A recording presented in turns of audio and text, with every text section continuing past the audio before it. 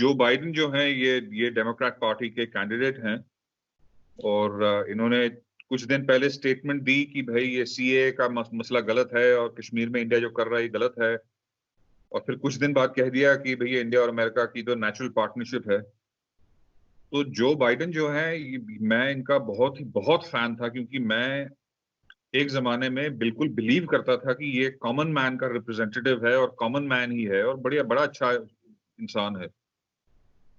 लेकिन सच्चाई ये है कि ये एक नंबर अव्वल दर्जे का बदमाश रहा है, जो जिस तरीके में फायदा लगता है वो मीठी मीठी बातें करके दिल खुश करके अपना काम करता है। तो मेरा इसके साथ पहले दिल तब टूटा था जब इसने इराक वॉर के लिए वोट किया था।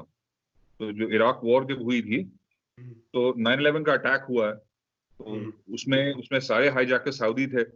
वो अटैक की सारी planning programming Osama bin Laden ने जो की थी वो उसने अफगानिस्तान में बैठ के की थी। अफगानिस्तान में इनके होस्ट तालिबान थे। तालिबान सरकार को रिकॉग्नाइज करने वाले सिर्फ सऊदी अरेबिया और पाकिस्तान थे।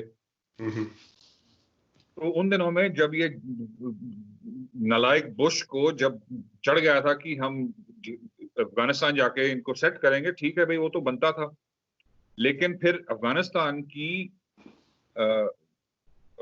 में जो हो रहा था 9/11 को लेके, उसके बहाने से ये जॉर्ज बुश के नियोकॉन रिपब्लिकन्स ने इराक का बहाना ढूंढ लिया कि हम इराक के वॉर करेंगे।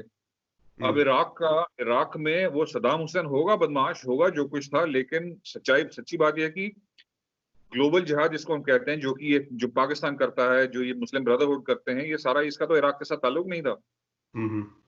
लेकिन ये सब लोग, जिहाद आता है सऊदी अरेबिया से, और सऊदी अरेबिया का कंट्रोल भी था अमेरिकन गवर्नमेंट पे।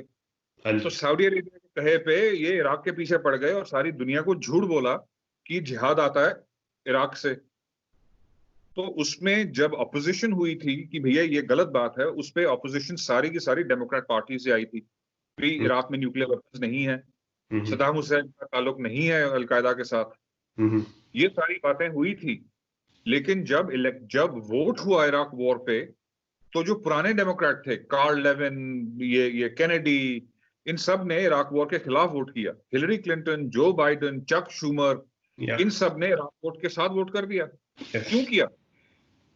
क्योंकि सच्ची बात यह है कि जो criminal corrupt activities Saudi Arabia और चाइना दुनिया में कर रहा है, उनके जो अमेरिकन पॉलिटिकल सिस्टम में जो पार्टनर्स हैं, उन पार्टनर्स में से जो बाइडेन एक लीडिंग पार्टनर है। जो बाइडेन का लड़का यूक्रेन में साल के $6 लाख की नौकरी करता है। नौकरी क्या करता है? घर बैठ कर $6 लाख आ जाते हैं, है ना? तो अब हम इंडिया में बैठे हैं, हमको तो पता है करप्शन कैसे चलती है। हाँ जी। टीवी भाई बहन किसी को पैसे पहुंचा दो, नहीं करप्शन कहाँ है जी? तो बाइडेन तो ये हरकतें करता रहा है, सऊदी अरेबिया के साथ मिला हुआ है, जिहाद के साथ मिला हुआ है, इसकी करप्शन और चोरी और बदमाशी चलती रहती है, और दुनिया को आगे सुना देता है देखो जी मैं कितना शरीफ आदमी हूं।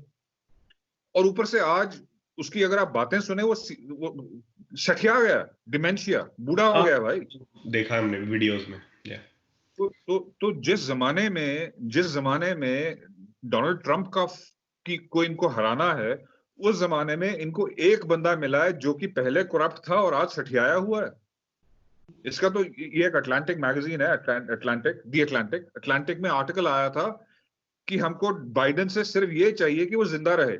उसकी पॉलिसी क्या है, उसकी कैपेबिलिटी क्या है, वो सठियाया है नहीं है, फर्क नहीं पड़ता, बस जिंदा रहे। क्या मतलब उसको हम जिता के प्रेसिडेंट बना के सरकार हम चलाएंगे। हम कौन? वही जो पाकिस्तान और सऊदी अरेबिया और चीन के दल्ले हैं। सीधी सी बात है। तो कोई इंडियन, कोई हिंदू, कोई सिख अगर जो बाइडेन की तरफ जाता है या वोट करता है, वो या नालायक है या गद्दार है। सिंपल।